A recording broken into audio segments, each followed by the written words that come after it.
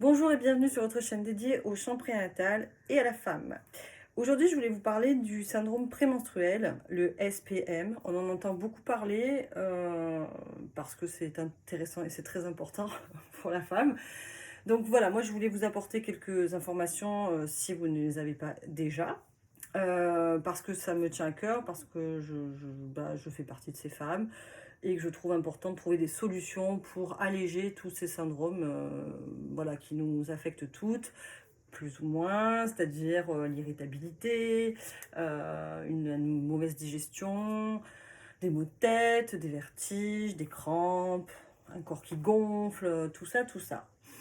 En fait, ces syndromes prémenstruels sont dus à un déséquilibre hormonal. Il faut savoir qu'on a des oestrogènes et de la progestérone. Et selon les femmes, selon les êtres vivants, nous avons ou pas un déséquilibre de ces deux côtés. S'ils sont équilibrés, en règle générale, on va bien. Mais ce n'est pas toujours le cas.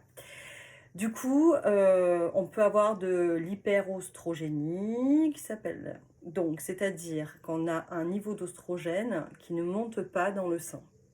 Voilà, bon, ça va peut-être pas vous parler tout de suite, mais peut-être que si vous allez chercher avec votre médecin, votre naturopathe, votre gynécologue, on va pouvoir vous aider là-dessus. Et ensuite, si on n'a pas ces oestrogènes qui montent dans le sang, on va avoir une hypoprogestéronémie. Voilà. Non, je suis obligée de lire, c'est pas parce que je sais pas mes mots, c'est que c'est compliqué à expliquer. Et du coup, ça veut dire ça qu'on a un manque de progestérone.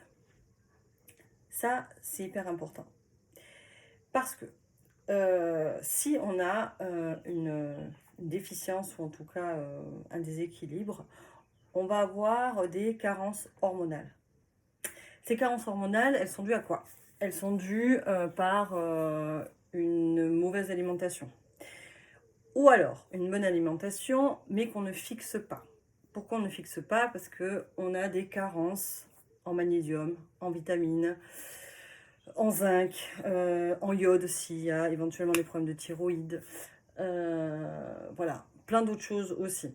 Si on ne sait pas quel est le désordre hormonal qui se trouve à l'intérieur de notre corps, en fait, on va peut-être aller se supplémenter personnellement sans avoir eu de recours à quelqu'un, à un thérapeute ou un médecin, etc. Parce qu'on va se dire, oui, là, je me sens fatiguée, donc je vais prendre ça. Mais en fait, peut-être que cette complémentation, elle ne va pas être adéquate à ce moment-là. Et du coup, au lieu d'interagir d'une bonne manière, vous allez remettre un autre déséquilibre à côté. Et ça, du coup, c'est pas conseillé dans le sens où si les personnes, en plus de ça, veulent faire attention ou ont des projets de naissance, enfin de bébé, elles vont, comment dire, on peut par exemple donner maintenant des progestérones bio-identiques. Donc les progestérones, en fait, c'est des hormones qui sont des hormones humaines qu'on va ingérer. Mais encore une fois, si on ne connaît pas le cycle, si on ne connaît pas quel est le déséquilibre hormonal à la base, prendre des hormones ne va pas forcément aider. Il va peut-être aussi créer d'autres inflammations quelque part ou des troubles digestifs. Je parle de personnes que j'ai pu recevoir. Donc il faut vraiment faire attention en fait à comment le corps réagit à tout ça. Et du coup, comment on peut intervenir pour rééquilibrer ces zones d'ombre. Et du coup, l'alimentation, forcément, joue un rôle très important là-dedans, puisqu'il va peut-être y avoir des aliments inflammatoires, qui ne seront pas les mêmes chez telle personne ou telle personne. Et pour ça, il faut faire une petite recherche qui est intéressante, enfin, si on a le temps et si on en a l'envie. En tout cas, ça peut vraiment soulager et aider rapidement ces maux. Alors, pour ça, maintenant, on parle de MOC, une MOC, M-O-C, d'accord, qui est une méthode d'observation du cycle, qui peut vraiment permettre aux femmes de savoir, et aux hommes, dans un couple, de toute façon, qui peut permettre d'une manière très naturelle de connaître ces cycles, sachant qu'on est fertile à peu près 6 jours dans le mois. Et encore une fois, il y a des femmes qui vont être un peu plus fertiles que d'autres. Il y a des époques dans l'année où on va être plus fertile que d'autres. Le stress jouant aussi grandement sur notre état physique. euh, la fatigue, tout ça quoi.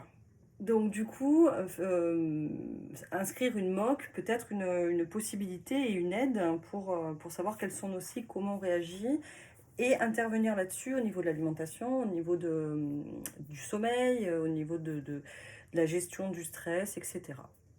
Ça, ce sont des pistes. Après, moi, je propose, parce que je trouve que c'est important, de travailler sur notamment les glandes endocrines.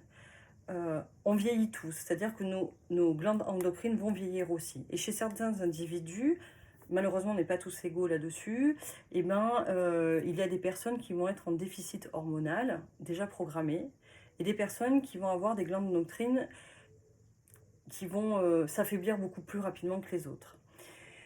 Et plus on va dans le temps, dans notre monde, et plus on est sujette aussi à être, pas sous-alimenté, mais comment dire, à ne pas avoir de... Même si on s'alimente en magasin bio, ou qu'on va faire le marché, ou qu'on essaie de faire hyper attention, la planète est un petit peu en souffrance, donc tout ce qui était bon à la base, il y a encore même, je pense, 50 ans, ou peut-être pas même plus, mais voilà, les moins actuellement. Du coup, on a besoin d'être complémentés. Voilà, on a besoin d'aller chercher ailleurs, d'où le magnésium. Bon, je parle du magnésium parce que je trouve ça formidable comme complément alimentaire. Mais ça peut être tout autre chose. Pour ça, il faut faire un bilan sanguin, il faut savoir où est-ce qu'on en est, comment ajuster, qu'est-ce qu'on peut enlever ou ajouter. Voilà. Après, il y a deux plantes que je trouve vraiment formidables pour les douleurs prémenstruelles, que j'utilise, que j'ai testé sur d'autres personnes, ou que vous avez certainement dû entendre parler, c'est l'amamélis et l'achillée millefeuille. J'ajoute moi du mélilo parce que j'ai des problèmes de circulation du sang et que je trouve qu'en période prémenstruelle, je souffre assez fréquemment des jambes lourdes, comme on peut appeler ça.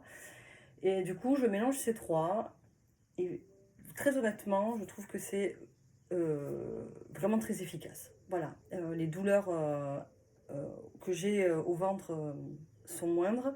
Donc je prends entre 2 ou 3 tasses par jour de 250 ml avec donc une synergie de l'amamélis, achillée millefeuille, mélilo.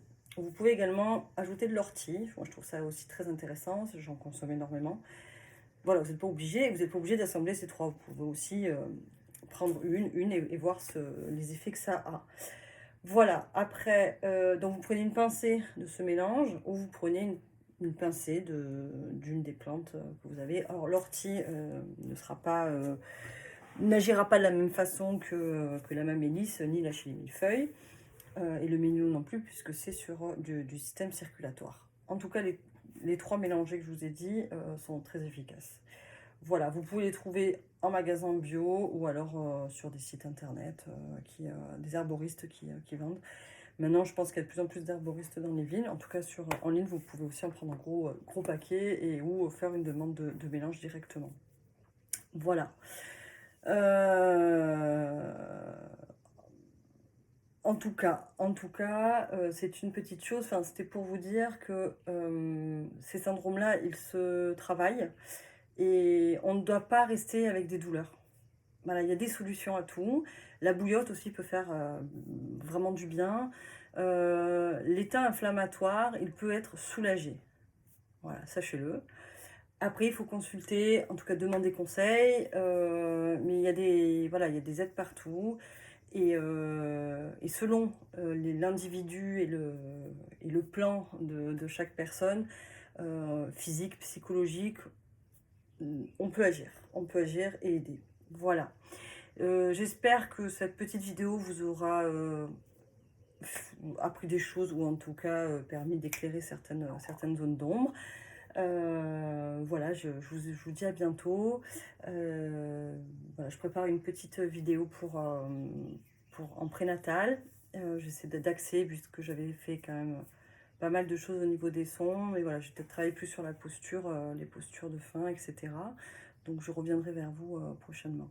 Voilà, n'hésitez pas si vous avez des questions, tout ça. N'hésitez pas à vous abonner si vous arrivez sur la chaîne, merci. Il y a aussi le compte Instagram, bien sûr, vous pouvez vous abonner également. À bientôt, au revoir.